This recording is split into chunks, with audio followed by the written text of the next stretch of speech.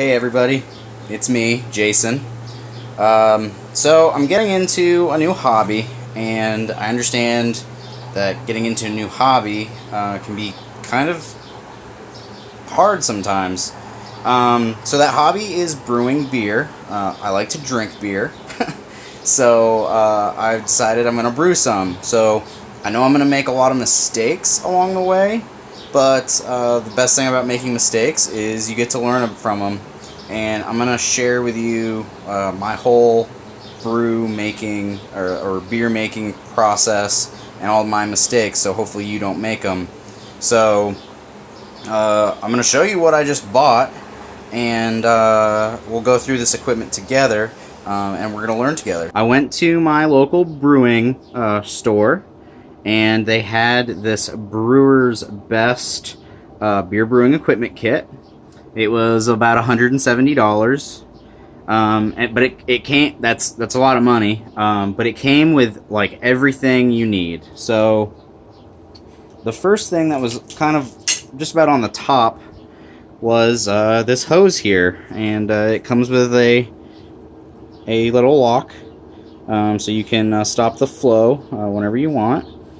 It's probably about 3 feet long.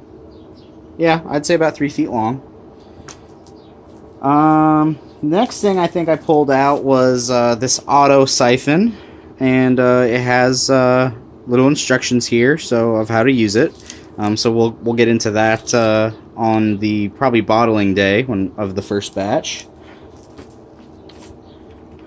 There was a bottle capper.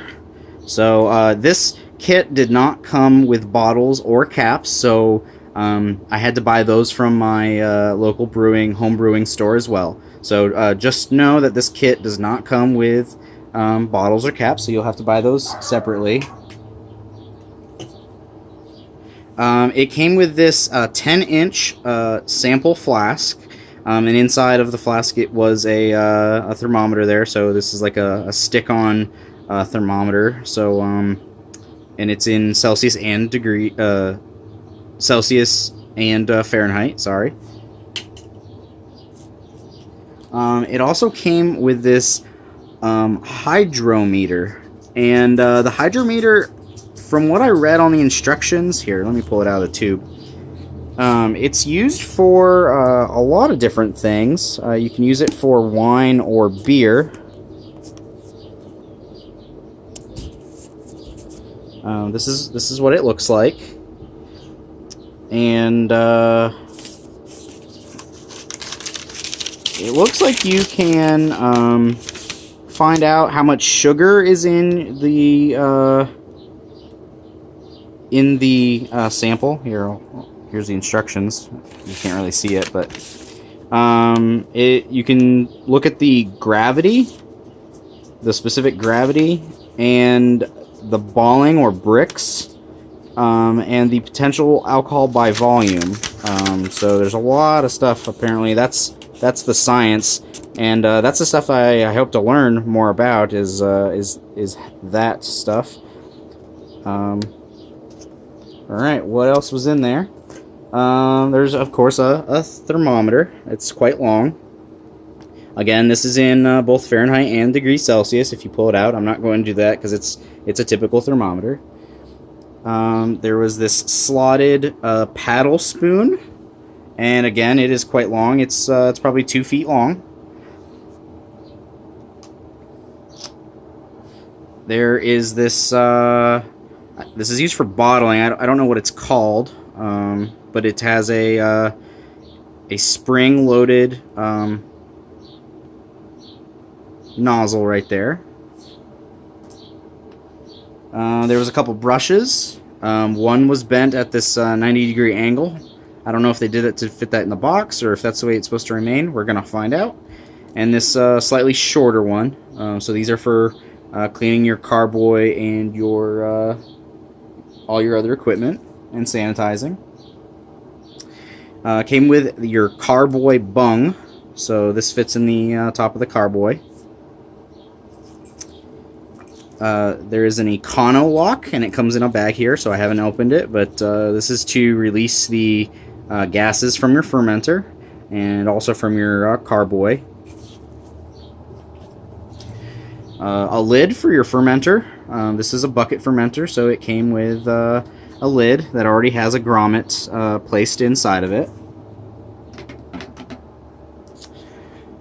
It did come with a sanitizer. This is an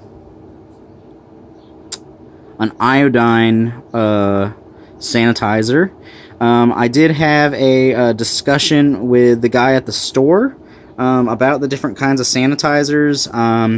I believe, if I remember correctly, I think he said that the iodine sanitizers tend to stain your equipment. It won't leave a taste, he said, but a lot of people just don't like it because of the way it makes your equipment look eventually. So I'll probably use this one just to use it up, but I probably won't continue to use an iodine-based sanitizer. So I bought some other sanitizer because it was pretty obvious that this sanitizer will not last long if I continue to brew beer. Moving on to the big stuff. So we have our brewer's pot here. It came with the lid and the pot. I believe the label that was on it, I took the label off, but I believe it's a 20 quart. So it looks like it's a 4 or 5 gallon pot there. This is, you can see, this is the primary fermenter, a bucket fermenter. It has a lot of stuff. You can like label, you can put the original gravity, pitch temperature, fermentation temperature on it. And it's called an ale pail, so that's pretty cool. This will hold 5 gallons, or more, a little bit more, but probably not put more than 5 gallons in that one. This is our bottling bucket. Hi, Mousse. How you doing? This is my dog, Mousse, guys. And it came with a spigot. The spigot was actually not inside this. I put it in. I'm going to take it out, though, before bottling day because you're supposed to... you really need to sanitize and clean that. So, but that I just put it in there to show you what the bucket looks like. It does have a hole pre-drilled into it. Again, it has a lot of charts on this one, too. So, that's pretty cool. And then it also came with a carboy, or your secondary fermenter. This one is glass. And like I said, the bung that I showed you earlier will fit right in there eventually, and we'll push that down and put the Econo lock in it. It also came with a bunch of paperwork. Oh, and it also came with an easy clean.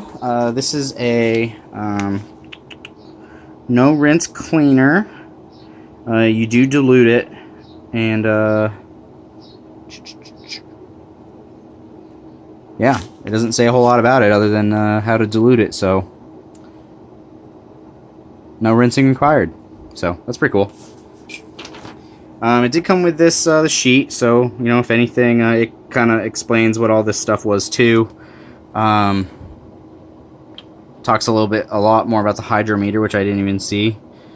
So yeah, if I combination bottle filler, that's the bottle filler. That's the thing with the spring-loaded tip on it. So spring-loaded valve on the end. So that's what that was. That's a bottle filler. All right. And yeah, the L-shaped brush is your carboy brush. And I don't think do they talk about the other brush?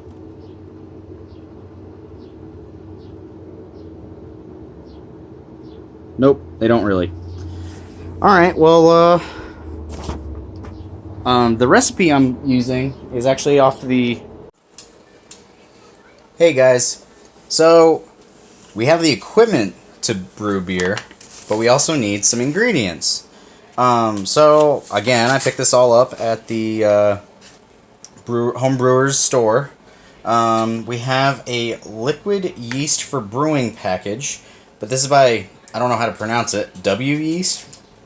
Whatever. This one is actually a Weinsteffen wheat. I can't pronounce that either. Apparently, So this you do have to keep refrigerated, and it is a smack pack, so you have to smack this 2 or 3 hours before you're gonna pitch it or put it into the brew, so into the wort. So we also have some hop. These are Liberty hop pellets. They say 4.0% AA. Again, I don't know what that means either, other than it's a 4% of something. And this is a 1 ounce packet. So, and if you remember, I told you that the sanitation stuff that came in our brew kit, it does stain. So I did buy some other stuff that did not come in the kit. This is SaniClean. The guy told me they do have a version of this that foams. This is a low foam acid rinse for brewing and food applications. So the other stuff that they have foams much more. He said a lot of people don't like that, so he suggested to use this here. This will last quite a bit. This is a like a 16-ounce bottle, and this is also something you dilute. It's 1 ounce per 3 gallons of water. Then we had some environmentally friendly cleaner. So this is for cleaning. The difference between cleaning and sanitizing is that cleaning removes big debris, and you don't need to sanitize anything that's going to be going into the beer while we're boiling. So, but you need to sanitize, clean and sanitize everything that's going to be touching the wort after you pour it into the fermenter. So the fermenter needs to be in the lid, the airlock, everything needs to be cleaned and sanitized. So, and then we have our extract. So this is we're doing an extract brew.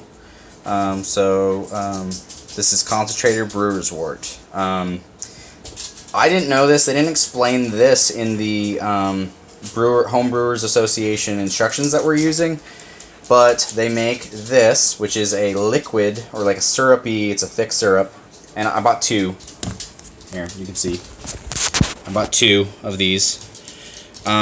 This one just so happens to be CBW Bavarian Wheat Pure Malt Extract, Concentrated Brewer's Wort. Yeah, see there. They do make a dry extract as well, and the dry extract doesn't sink to the bottom. It floats on top, so you don't have to worry so much about scorching.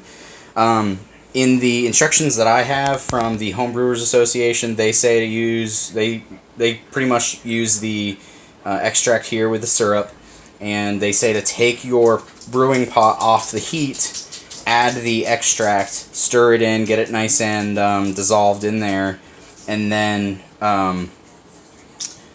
put it back on the heat to avoid the scorching. So if you get the dry extract, you can still use it. You actually use less of the dry extract than you do of the syrup here, but both need to be mixed with water anyway. Speaking of water, I don't know if it's safe to use water out of the tap. They don't really talk about that. I imagine you probably don't want to use water out of the tap because there's fluoride, there's chlorine, there's like all sorts of other stuff, hard water. My city actually doesn't have very hard water, which is really cool, but I'm still going to run out to the grocery store and buy a few gallons of distilled water so that it's clean, it's clear, doesn't have fluoride and stuff, because who wants fluoride in their beer, right? So I'm going to run out to the store. I'm going to get a strainer because the checklist I have says we need a strainer. I don't have one, so I'm going to go out and buy one. And then also I'm going to get some distilled water so that we have some nice clean water to use in our wort. So hang on with me, and then we're going to actually brew today. Hey again, guys. So it's later in the day. I ran out and I got all that distilled water that I'm going to need for the brew. I'm actually planning on asking my friend who works for Anheuser-Busch if do they use distilled water in their products, or if it matters, or if he has any experience with that. But anyway, I've taken the yeast. Let me see if I can show you. So there's the yeast in that packet there. And I've smacked it. You smack the packet really hard and you break open the food for the yeast, and then they go crazy over it. They eat all of it up, and they start making gas, and they inflate that pouch. So that pouch takes about 2 to 3 hours to activate. So I smacked it at 8:15. And then you shake it, and so we're gonna wait about 10:15 p.m. Eastern time. We'll be pitching the yeast in. So about probably half an hour before that, because it's gonna take some time to get the water up to a boil, maybe 15 minutes. We will start boiling the water. Also, I've sanitized and cleaned everything. So it's sitting on my stove right now. The pot is all cleaned. The spoon is cleaned. I also saw some really good videos on how to use a hydrometer. So we are going to be measuring the original gravity of the beer with the hydrometer. So I'll show you how to do that. My very first time. We also have the measuring cup. That's all cleaned and sanitized. Strainer's clean and sanitized. Everything's clean and sanitized. And we've also put the air lock in the lid and filled with half full of distilled water. So that's all ready to go. And the bucket fermenter is also, we filled that up with the sanitizing solution, so that should be thoroughly sanitized. And that's like really the most important thing is everyone keeps stressing how important it is to clean and sanitize everything. So I just wanted to go through, and the cleaner that I used, I did kind of mess up using it. I was putting cool water in a bucket and mixing it, and it does need warm water, or it won't dissolve. So make sure if you use that, no big deal. I just had to add a little bit more hot water into the bucket and get it to dissolve. So, and I still have that available in case I need it. I kept a little bit of the iodine solution. It's sitting in a bowl over there in case I need to sanitize anything else. But everything's clean, and we're gonna start boiling the water here in about an hour and a half. So until then, we're just gonna chill out and watch some TV. All right, guys. So I just wanted to show you this this package. It is kind of like definitely inflated if you just feel it. I'm not applying much pressure, but if you just kind of feel the package, it is kind of firm. You can tell it's definitely activated. We're actually on like hour 2 of activation. I put the water in the pot, bringing it to a boil right now. So we'll be starting making the beer process. So, but yeah, I was kind of afraid that the package that I hadn't activated it properly, because like it takes a long time to even get to this stage. So but I've also filled out my my Brewers Association note taking thing with all the information. So we're gonna use 3 kilograms of the wheat extract. We're gonna use 1 ounce of the Liberty hops, and 125 grams of this yeast, 1 package. So all right, guys. So, and gals, I guess I should say. We brought the water to a boil, and then we added the extract, both canisters. I'll tell you, the extract has a really, it's almost an unpleasant smell to it. I mean, it's not like really stinky. But it definitely hits your nose, and you can tell, that it's just not. I don't know. It's just not pleasant, I guess, for me. I'd hate to work in that factory where they can that stuff.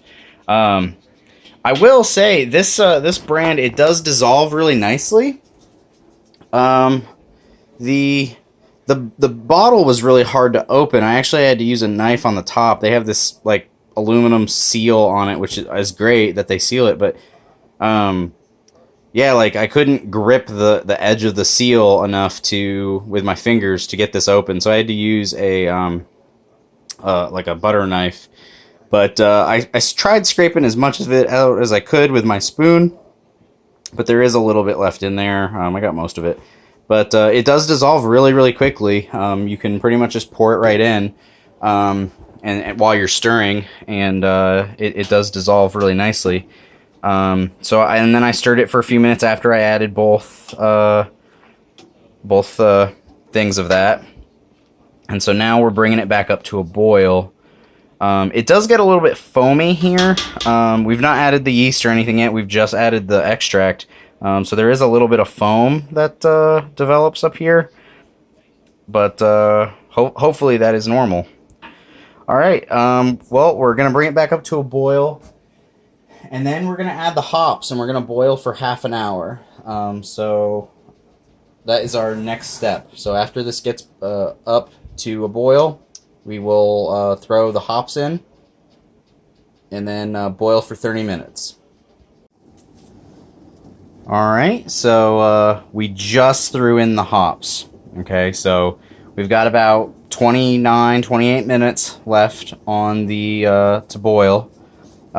Pretty much as soon as I added the hops in, there was some foaming, so just be aware of that. They say you can use a squirt bottle or a fan to bring the foaming down. I just reduced the heat to help control that, but it kind of foamed up a little bit, and then after that it stopped. So I don't know if it's gonna get worse, but we're trying to prevent a boil over here in my kitchen, because this wort, one thing I forgot to mention, that extract is very, very sticky. I thought of opening those canisters with my mouth. Remember how I said I had to use a butter knife? Well, I'm really glad that I did not open it with my mouth, because I kind of knew it was going to be sticky on the inside, but it also is a little bit stinky. So I'm kind of glad I did not do that. So I don't want to boil over my kitchen, because that will be a sticky, hot mess, and that is something I want to prevent at all costs. But yeah, so the hops, we probably got about 26 minutes left, and then our next step is we're gonna chill the wort. So we're going to fill the clean fermenter halfway with cold water. So I do have a couple gallons of that cold water in the refrigerator to get it nice and cold. And we're gonna put the hot wort after the 30-minute boil. We're gonna let it set for 5 minutes. Then we're gonna add it to the cold water, which is gonna be sitting in our fermenter. So I'm going to get that cold water ready. I'm not going to put it in the fermenter quite yet, because we have, like more than 25 minutes to go. But as it gets closer, I'll add the cold water to this fermenter. I'm going to let this sit, and then we'll add it into our fermenter here. Okay, guys. So this is the wort. It's officially wort. It's still a little warm to be adding the yeast. It needs to be below 75. We're gonna probably try to get it like at least to like 73 degrees, but it's 89 right now. I did move it down here to my basement because we've just hit summer here in Michigan, and it is very, very warm up in my house due to the high temps today. But the basement is nice and cool, so it'll cool down a little faster down here. But also, this is where it's going to rest. I am going to cover it up so that like dirty air doesn't get in there or whatever. I'm just going to put a wrap over it just to keep it sanitary in there.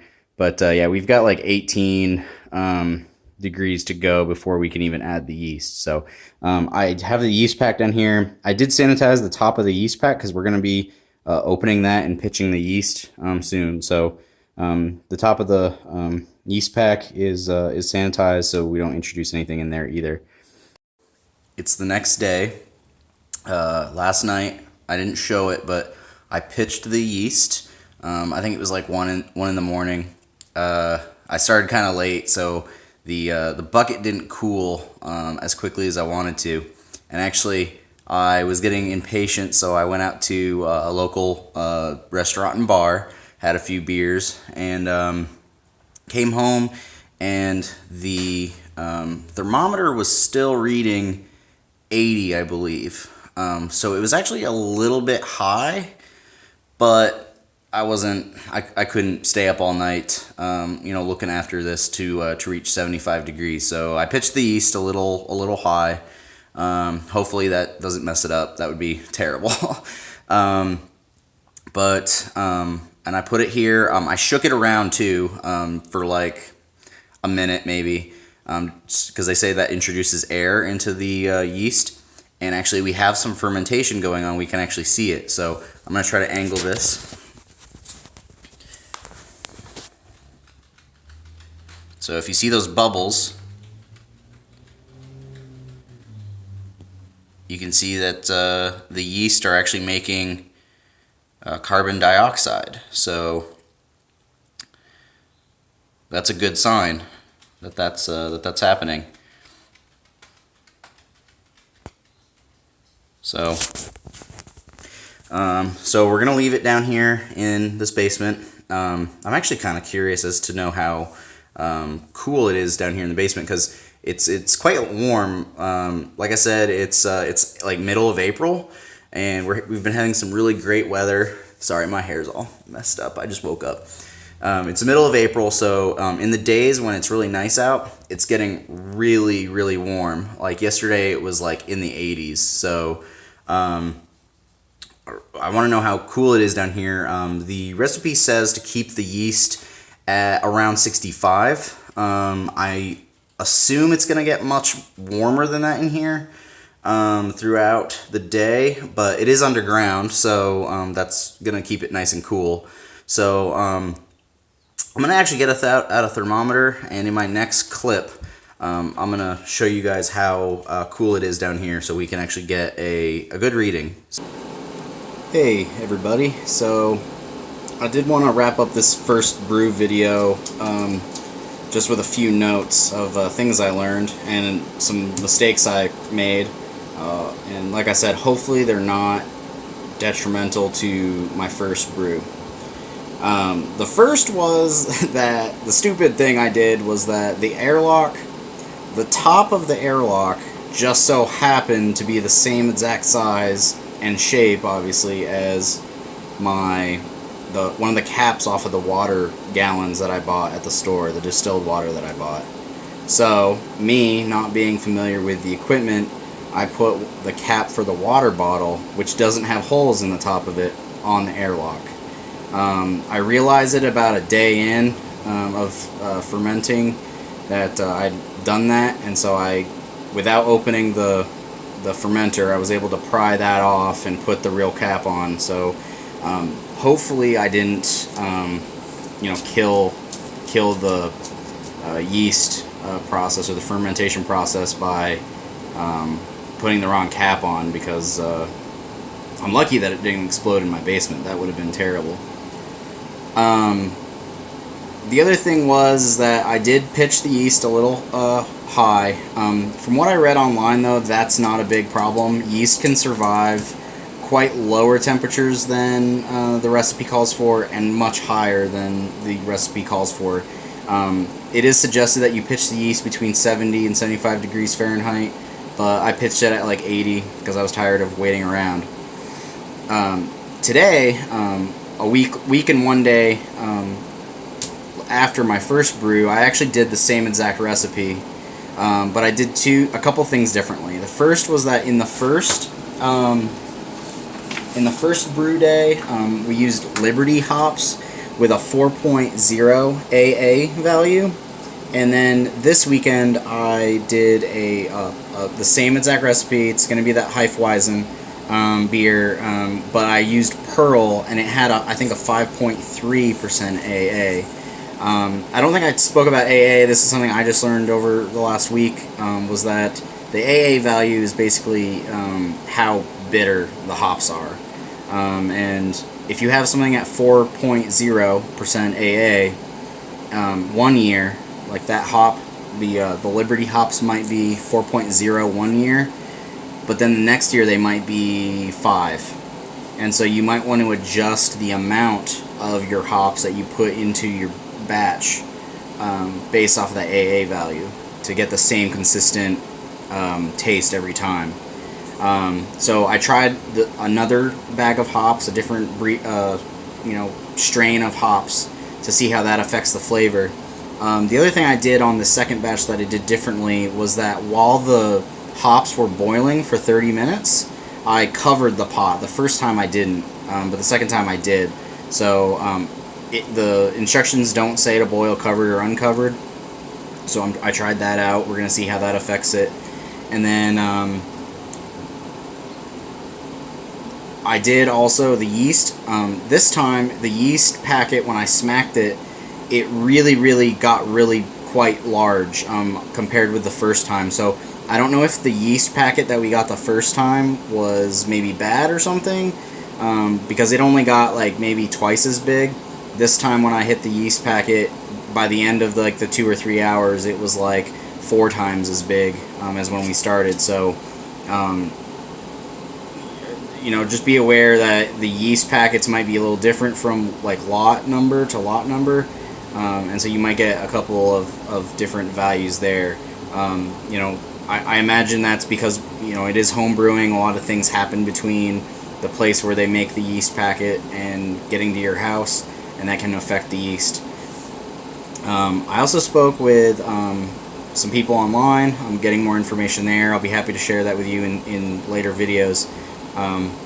And one other thing I forgot. This weekend, I actually measured the gravity, the original gravity of this batch I just got done making. Like I said, it's the same exact recipe, just different hops, and I covered the pot while it was boiling the hops. But the original gravity came in, the recipe says that the original gravity should be like 1.050 or 1.051, and I was a little high. It was 1.054, so a little high. I could have added some water, I guess, to bring that down into our range, but it's close enough. It's pretty close. And so our final gravity is going to be like a 1.01 to like a 1.04, I think, is the Hefeweizen original or final gravity value. So it's going to have to stay in that fermenter for like 3 or 4 weeks. I'll probably try to test the original or the final gravity of both batches, just to make sure that it's in that range and that fermenting is done. So I did get myself a beer thief to do that.